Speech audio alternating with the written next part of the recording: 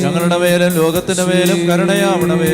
Hallelujah ഹല്ലേലൂയ ഹല്ലേലൂയ ഹല്ലേലൂയ ഹല്ലേലൂയ ഹല്ലേലൂയ ഹല്ലേലൂയ ഹല്ലേലൂയ ഹല്ലേലൂയ ഹല്ലേലൂയ ഹല്ലേലൂയ ഹല്ലേലൂയ ഹല്ലേലൂയ ഹല്ലേലൂയ ഹല്ലേലൂയ ഹല്ലേലൂയ.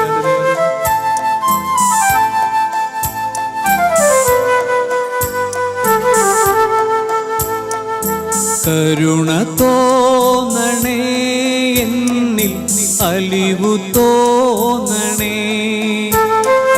പാപിയാണു ഞാൻ നാഥ, പാപിയാണു ഞാൻ. കരുണ തോന്നണേ എന്നിൽ, അലിവു തോന്നണേ. പാപിയാണു ഞാൻ നാഥ, പാപിയാണു ഞാൻ.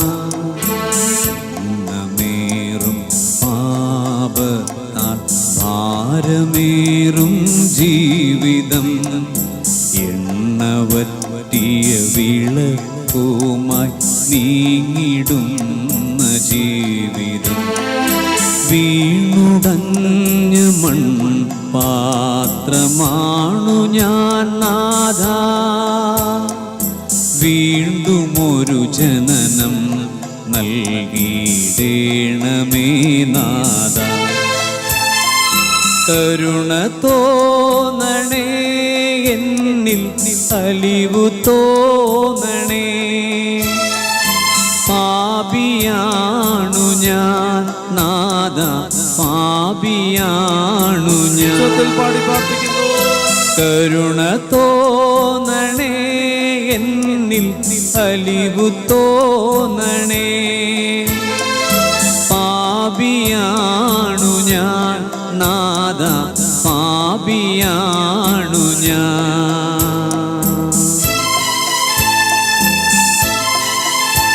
ഞങ്ങളുടെയും ഞങ്ങളുടെ മാതാപിതാക്കന്മാരുടെയും പൂർവികരുടെയും ഞങ്ങളുമായി ബന്ധപ്പെട്ട എല്ലാവരുടെയും കർത്താവേ, പാപങ്ങൾക്ക് മാപ്പ് ചോദിച്ച് ഞങ്ങൾ ഈ സമയത്ത് കരുണ അപേക്ഷിക്കുകയാണ്.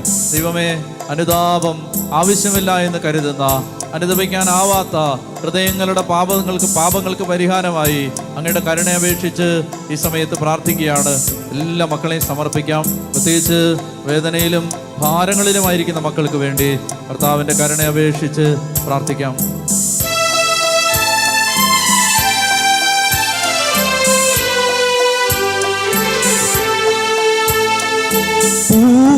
പൂർവപാപത്തിൻ ശാപം പേരിടുന്നു ഞാൻ. രോഗവും ദുരിതവും നാൾക്കുനാൾ വളരും. പൂർവപാപത്തിൻ ശാപം പേരിടുന്നു ഞാൻ. രോഗവും ദുരിതവും നാൾക്കുനാൾ വളരും. ദൈവത്തിൻ ആത്മാവ് എന്നിൽ നിർവീര്യമായി പാപമെന്നെ പാതാള വഴിയിലെത്തിച്ചു. കരുണ തോന്നണേ എന്നിൽ, അലിവു തോന്നണേ. പാപിയാണു ഞാൻ നാഥ, പാപിയാണു ഞാൻ. കരുണ തോന്നണേ എന്നിൽ, അലിവു തോന്നണേ. പാപിയാണു ഞാൻ നാഥ, പാപിയാണു ഞാൻ. ശക്തമായിട്ട് സ്തുതിച്ച് പ്രാർത്ഥിച്ച്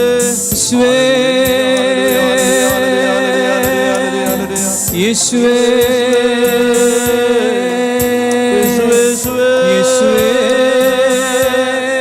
ലോകം മുഴുവനും വേണ്ടി അങ്ങയുടെ കരുണ അപേക്ഷിച്ച് നിലവിളിച്ച് പ്രാർത്ഥിക്കുന്നു.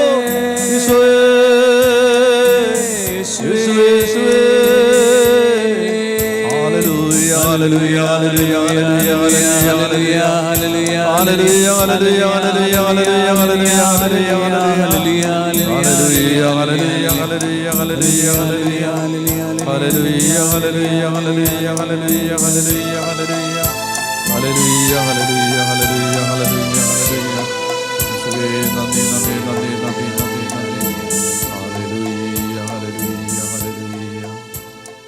ഹല്ലേലൂയ ഹല്ലേലൂയ ഹല്ലേലൂയ. ഇനി രണ്ടാമതായിട്ട് ഞാൻ പങ്കുവെക്കാൻ ആഗ്രഹിക്കുന്നത് പത്രോസ്ലീഹായുടെ ഒന്നാമത്തെ ലേഖനം 4-ാമത്തെ അധ്യായത്തിൽ അപ്പസ്തോലനായ പത്രോസ്ലീഹ പറയുകയാണ്. 1 പത്രോസ് 4-ാം അധ്യായം 12-ാമത്തെ വാക്യം, പ്രിയപ്പെട്ടവരെ, നിങ്ങളെ പരിശോധിക്കാനായി അഗ്നിപരീക്ഷകൾ ഉണ്ടാകുമ്പോൾ അപ്രതീക്ഷിതമായി എന്തോ സംഭവിച്ചാലെന്ന വണ്ണം നിങ്ങൾ പരിഭ്രമിക്കരുത്. ഇതാണ് രണ്ടാമതായി ഞാൻ പങ്കുവെക്കാൻ ആഗ്രഹിക്കുന്ന ചിന്ത. സഹനം ക്രിസ്തീയ ജീവിതത്തിൽ അപ്രതീക്ഷിതമായ ഒരു സംഭവമല്ല. ഭാരതത്തെ ആര് ഭരിച്ചാലും ക്രിസ്ത്യാനികൾ പേടിക്കേണ്ടതില്ല. ആര് ഭരിച്ചാലും, അടുത്ത ഇലക്ഷന് ആര് വന്നാലും നമ്മൾ ഭയപ്പെടേണ്ടതില്ല.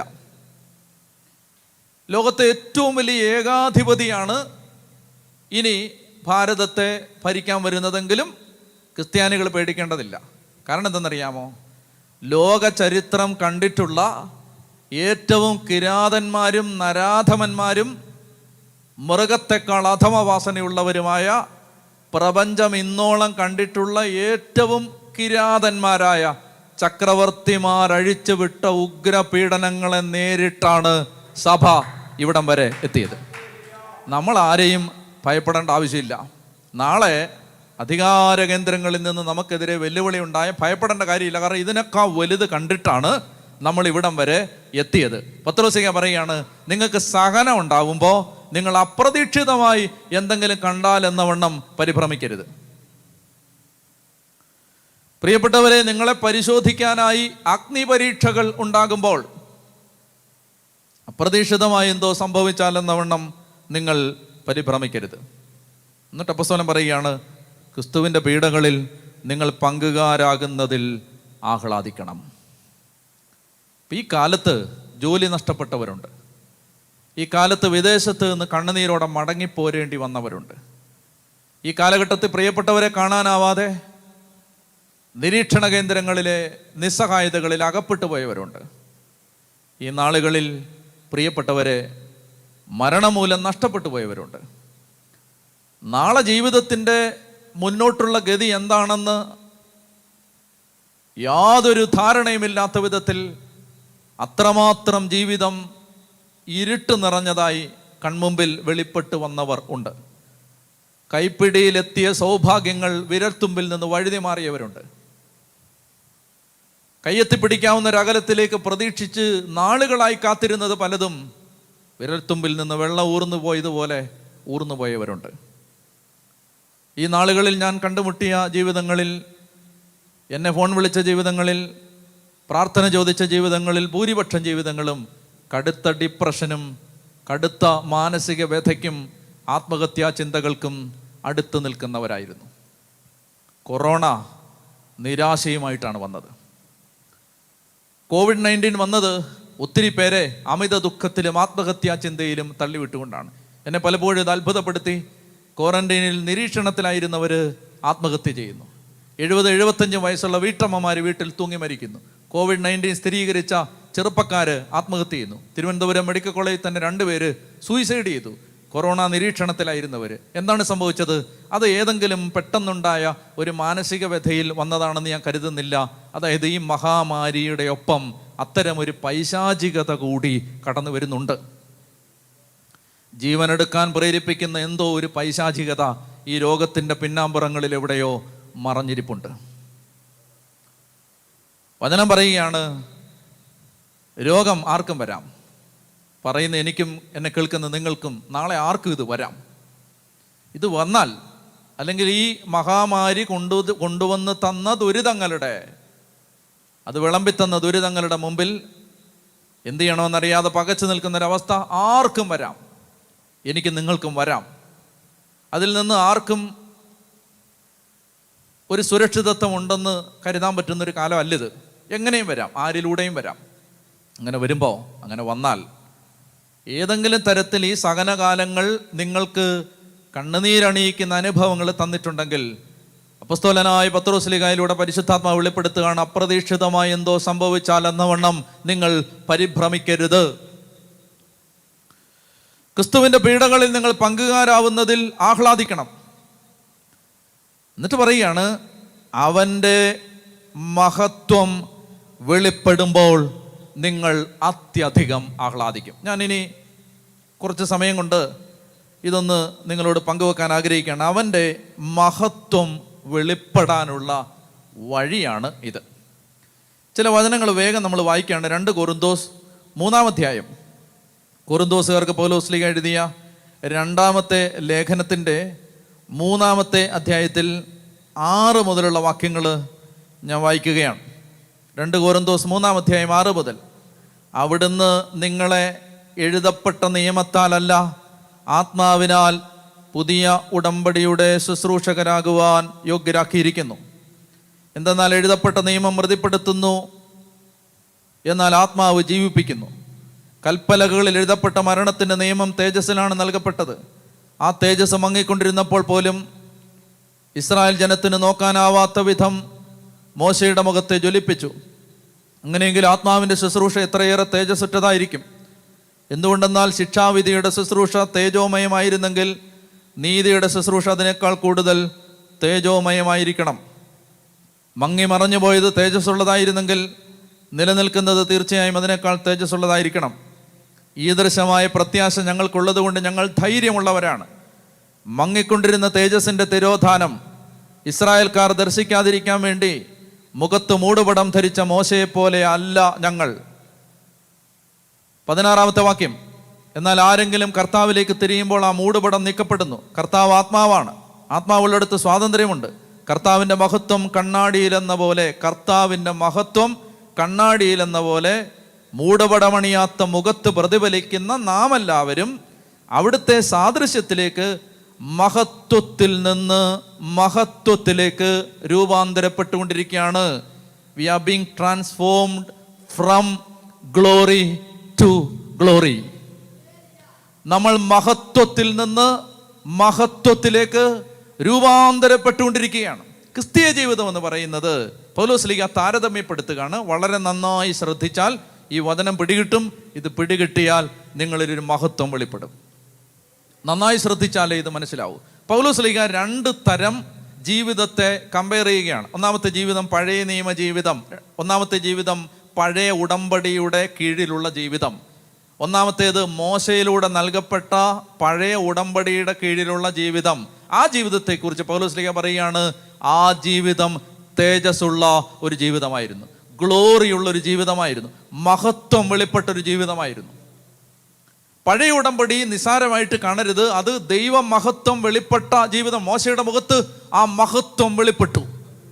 എന്നിട്ട് പറയുകയാണ്, പക്ഷെ ആ മഹത്വത്തിന്, മോശയുടെ മുഖത്തും പഴയ ഉടമ്പടിയിൽ ജീവിച്ചിരുന്ന ആരുടെയും മുഖത്തും വെളിപ്പെട്ട മഹത്വത്തിന് ഒരു പ്രോബ്ലം ഉണ്ട്. എന്താ പ്രോബ്ലം എന്നറിയാമോ? ആ മഹത്വം മങ്ങിക്കൊണ്ടിരിക്കുന്ന മഹത്വമാണ്. ആ മഹത്വം കുറഞ്ഞു വരും. ആദ്യത്തെ ദിവസം മോശ മൂടുപട വിട്ടാൽ മനുഷ്യർക്ക് നോക്കാൻ പറ്റൂ.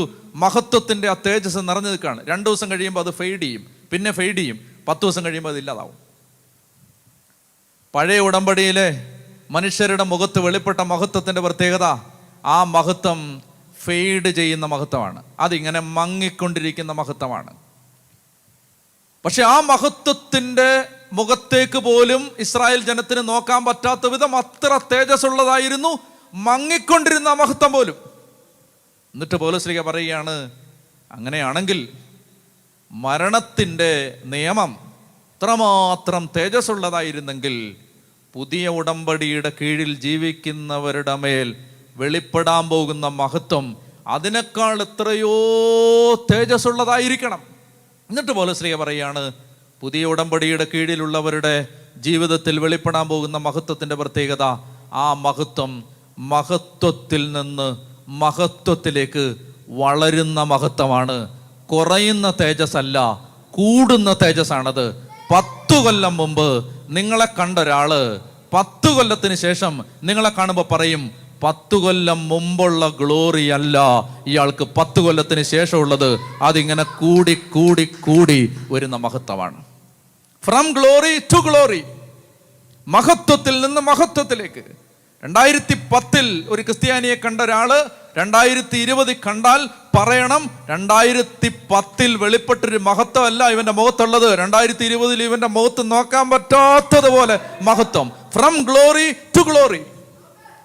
അപ്പോൾ പൗലോസ്ലീഹ പഠിപ്പിക്കുകയാണ്, അങ്ങനെയുള്ള ഒരു മഹത്വം നമ്മളിൽ വെളിപ്പെടണമെങ്കിൽ എന്ത് ചെയ്യണം? അങ്ങനെ ഒരു മഹത്വം, തേജസ്സിൽ നിന്ന് തേജസ്സിലേക്ക് പുരോഗമിക്കുന്ന ഒരു മഹത്വം നമ്മളിൽ വെളിപ്പെടണമെങ്കിൽ എന്ത് ചെയ്യണം? അതാണ് നമ്മൾ കൊരിന്തോസുകാർക്ക് എഴുതിയ 2-ാമത്തെ ലേഖനത്തിൻ്റെ 4-ാമത്തെ അധ്യായത്തിൽ നിന്ന് വായിച്ച് മനസ്സിലാക്കാൻ പോകുന്നത്. ശ്രദ്ധയോടെ വചനം നിങ്ങൾ ശ്രദ്ധിക്കണം. 2 കൊരിന്തോസ് 4-ാമത്തെ അധ്യായത്തിൻ്റെ 7 മുതൽ 12 വരെയുള്ള വാക്യങ്ങൾ ഞാൻ വായിക്കുകയാണ്. എന്നാൽ പരമമായ ശക്തി ദൈവത്തിൻ്റെതാണ്, ഞങ്ങളുടേതല്ല എന്ന് വെളിപ്പെടുത്തുന്നതിന് ഈ നിധി മൺപാത്രങ്ങളിലാണ് ഞങ്ങൾക്ക് ലഭിച്ചിട്ടുള്ളത്. ഞങ്ങൾ എല്ലാ വിധത്തിലും ഞെരുക്കപ്പെടുന്നു, എങ്കിലും തകർക്കപ്പെടുന്നില്ല. വിഷമിപ്പിക്കപ്പെടുന്നു, എങ്കിലും ഭഗ്നാശരാകുന്നില്ല. പീഡിപ്പിക്കപ്പെടുന്നു, എങ്കിലും പരിത്യക്തരാകുന്നില്ല. അടിച്ചു വീഴ്ത്തപ്പെടുന്നു, എങ്കിലും നശിപ്പിക്കപ്പെടുന്നില്ല. യേശുവിൻ്റെ ജീവൻ ഞങ്ങളുടെ ശരീരത്തിൽ പ്രത്യക്ഷമാകുന്നതിന് അവിടുത്തെ മരണം ഞങ്ങളെപ്പോഴും ശരീരത്തിൽ കൊണ്ടു നടക്കുന്നു. ഞങ്ങളുടെ മർത്യ ശരീരത്തിൽ യേശുവിൻ്റെ ജീവൻ പ്രത്യക്ഷമാകേണ്ടതിന് ഞങ്ങൾ ജീവിച്ചിരിക്കുമ്പോൾ തന്നെ യേശുവിനെ പ്രതി സദാ മരണത്തിന് ഏൽപ്പിക്കപ്പെടുന്നു. തന്നിമിത്തം ഞങ്ങളിൽ മരണവും നിങ്ങളിൽ ജീവനും പ്രവർത്തിക്കുന്നു. ഇനി 16-ാമത്തെ വാക്യം, ഞങ്ങൾ ഭഗ്നാശരാകുന്നില്ല. ഞങ്ങളിലെ ബാഹ്യ മനുഷ്യൻ, ഇത് ശ്രദ്ധയോടെ കേൾക്കണം, ഞങ്ങൾ ഭഗ്നാശരാകുന്നില്ല. ഞങ്ങളിലെ ബാഹ്യ മനുഷ്യൻ ക്ഷയിച്ചുകൊണ്ടിരിക്കുകയാണെങ്കിലും ആന്തരിക മനുഷ്യൻ അനുദിനം നവീകരിക്കപ്പെടുകയാണ്. ഞങ്ങളുടെ ക്ലേശങ്ങൾ നിസാരവും ക്ഷണികവുമാണ്, അവയുടെ ഫലമോ അനുപമമായ മഹത്വം. ഞങ്ങളുടെ ക്ലേശങ്ങൾ ക്ഷണികമാണ്, നിസാരമാണ്. അതിൻ്റെ ഫലം, അതിൻ്റെ റിവാർഡ്, അതിൻ്റെ റിസൾട്ട്, അതിൻ്റെ അനന്തരഫലം അനുപമമായ, ഇൻകംപയറബിൾ, കമ്പയർ ചെയ്യാൻ പറ്റാത്ത മഹത്വം. ഈ ഫ്രം ഗ്ലോറി ടു ഗ്ലോറി, മഹത്വത്തിൽ നിന്ന് മഹത്വത്തിലേക്ക് ഒരു മനുഷ്യൻ എങ്ങനെ രൂപാന്തരപ്പെടും? അത് സഹിച്ചുകൊണ്ടാണ് രൂപാന്തരപ്പെടുന്നത്. അതാണ് ദൈവത്തിൻ്റെ വചനം പറഞ്ഞു തരുന്ന വെളിച്ചം. സഹനത്തിലൂടെയാണ് അത് വെളിപ്പെടുന്നത്. ഇനി 2 കൊരിന്തോസ് 4-ാം അധ്യായത്തിൽ, അതാണ് ഞാൻ വായിച്ചത്, 4-ാം അധ്യായം 16-ാമത്തെ വാക്യത്തിൽ വീണ്ടും നമുക്ക് പത്രോസ്ലീഹയുടെ ലേഖനത്തിലേക്ക് മടങ്ങി വന്നാൽ അവിടെ പത്രോസ്ലീഹ പറയുകയാണ്, 4-ാം അധ്യായം 1 പത്രോസ് 4-ാം അധ്യായം 12 മുതൽ, പ്രിയപ്പെട്ടവരെ, നിങ്ങളെ പരിശോധിക്കാനായി അഗ്നിപരീക്ഷകൾ ഉണ്ടാകുമ്പോൾ അപ്രതീക്ഷിതമായി എന്തോ സംഭവിച്ചാൽ എന്ന പോലെ പരിഭ്രമിക്കരുത്. ക്രിസ്തുവിന്റെ പീഡകളിൽ നിങ്ങൾ പങ്കുകാരാകുന്നതിൽ ആഹ്ലാദിക്കുവിൻ. അവന്റെ മഹത്വം വെളിപ്പെടുമ്പോൾ നിങ്ങൾ അത്യധികം ഈ മഹത്വം വെളിപ്പെടണമെങ്കിൽ സഹനം അനുഭവിച്ചാലേ പറ്റൂ. മറ്റൊരു വാക്യത്തിൽ പറഞ്ഞാൽ, സഹിച്ചവനിലെ ഈ glory from glory to glory ആകൂ. എങ്ങനെയാണ് ഈ മഹത്വത്തിൽ നിന്ന് മഹത്വത്തിലേക്ക് ഒരാൾ രൂപാന്തരപ്പെടുന്നത്? അത് സഹനത്തിൽ നിന്ന് സഹനത്തിലൂടെയുള്ള ഒരു യാത്ര വഴിയായിട്ടാണ്. അതാണ് ദൈവം തരുന്ന ഒരു വെളിച്ചം. അതുകൊണ്ട് അപ്രതീക്ഷിതമായി എന്തെങ്കിലും സംഭവിച്ചാൽ എന്നവണ്ണം നിങ്ങൾ പരിഭ്രമിക്കരുത്. നമ്മളിൽ ഈ മഹത്വം, ക്രിസ്തീയ ജീവിതത്തിൽ നിന്ന് ദൈവം ആഗ്രഹിക്കുന്ന ഒരു മഹത്വം നമ്മളിൽ വെളിപ്പെട്ട് വരണമെങ്കിൽ സഹനത്തിലൂടെ മാത്രമേ അത് നടക്കൂ. റോമാലേഖനം 8-ാം അധ്യായം 18-ാം തിരുവചനം, റോമർ 8:18, നമുക്ക് വെളിപ്പെടാനിരിക്കുന്ന മഹത്വത്തോട് തുലനം ചെയ്യുമ്പോൾ ഇന്നത്തെ കഷ്ടതകൾ എത്രയോ നിസാരമാണ്. നമുക്ക് വെളിപ്പെടാനിരിക്കുന്ന മഹത്വത്തോട്, ഗ്ലോറിയോട് തുലനം ചെയ്യുമ്പോൾ ഇന്നത്തെ കഷ്ടതകൾ എത്രയോ നിസാരമാണ്. എന്നെ കേൾക്കുന്ന പ്രിയപ്പെട്ട സഹോദരങ്ങളെ, അതുകൊണ്ട് കൊറോണ വന്നാലും, ഇനി അതിനേക്കാൾ വലിയൊരു മഹാമാരി വന്നാലും, ഇനി ഇതിനേക്കാൾ ഭീകരമായ സഹനങ്ങൾ വന്നാലും, വിശ്വാസിക്ക് ചോദിക്കാനൊരു ചോദ്യമുള്ളൂ, അതിന് എന്ത്? എൻ്റെ ചെറുപ്പത്തിൽ ഞാൻ സെമിനാരി പഠിച്ചുകൊണ്ടിരുന്ന സമയത്ത് എൻ്റെ അകന്ന ബന്ധത്തിൽപ്പെട്ട ഒരു അച്ഛൻ തിരുവനന്തപുരം നാലാഞ്ചിറ ബഥനി ആശ്രമത്തിൽ രോഗിയായിട്ട് കിടപ്പുണ്ടായിരുന്നു. അദ്ദേഹത്തിൻ്റെ പേര് ഫാദർ ആത്മാനന്ദ് എന്നാണ്. അച്ഛനെ കാണാൻ ഞാൻ പലപ്പോഴും പോകുന്നത് അച്ഛനെ കാണാൻ മാത്രമായിരുന്നില്ല, കുമ്പസാരിക്കാൻ കൂടിയായിരുന്നു. അച്ഛൻ്റെ അടുത്ത് ഞാൻ അനേക വർഷങ്ങൾ കുമ്പസാരിച്ചിരുന്നത് അച്ഛൻ്റെ അടുത്താണ്. അസ്ഥികൾക്ക് ക്യാൻസർ വന്ന് അതികഠോരമായ വേദന സഹിച്ച് ആശുപത്രി കിടക്കുന്ന സമയത്ത്, ഈ ആശ്രമത്തിൽ കിടക്കുന്ന സമയത്ത് അന്നും അച്ഛൻ കുമ്പസാരിക്കണമെന്ന് ആവശ്യപ്പെട്ട കുമ്പസാരിപ്പിക്കുമായിരുന്നു. അച്ഛൻ കട്ടിലെ കിടന്നുകൊണ്ടാണ് പലപ്പോഴും എൻ്റെ കുമ്പസാരം കേട്ടിട്ടുള്ളത്. അന്ന് ഞാൻ അച്ഛൻ്റെ അടുത്ത് ചെല്ലുമ്പോൾ അച്ഛൻ എഴുന്നേറ്റ് വന്ന് കതക് തുറക്കാൻ ആരോഗ്യമില്ലാത്തത് കൊണ്ട് അച്ഛൻ്റെ മുറി കുറ്റിയിടുകയില്ല, അകത്തുനിന്ന് പൂട്ടുകയില്ല. അത് നമുക്ക് ഒന്ന് ചെറുതായിട്ട് തള്ളിയാൽ തുറന്നു വരുന്ന രീതിയിലാണ് ആ മുറിയുടെ കതക് ക്രമീകരിച്ചിരിക്കുന്നത്.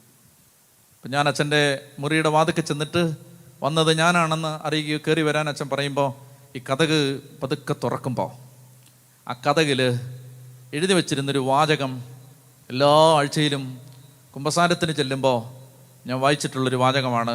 അതിനകത്ത് ഇങ്ങനെയാണ് എഴുതിയിരുന്നത്, ആ കതകിൽ എഴുതിയിരുന്നു ക്യാൻസർ ? ക്യാൻസർ ആണോ? ക്യാൻസർ ?